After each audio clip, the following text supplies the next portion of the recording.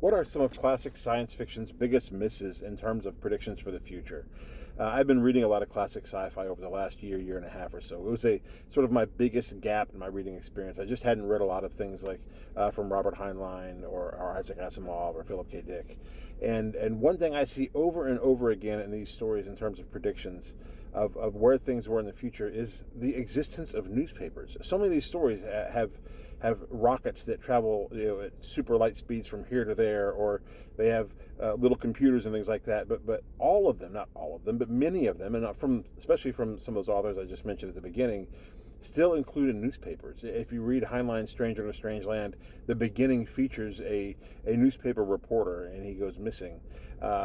And so he's a columnist, but still, the existence of the print newspaper always seems like a crazy thing to me when I hear about it. I spent a big chunk of my working years in the newspaper world, and so I still have friends that are in that. And what brought this idea up, was this Washington Post has gone and gotten rid of a lot of the departments that it used to have. They're restructuring the entire idea of what the newspaper is.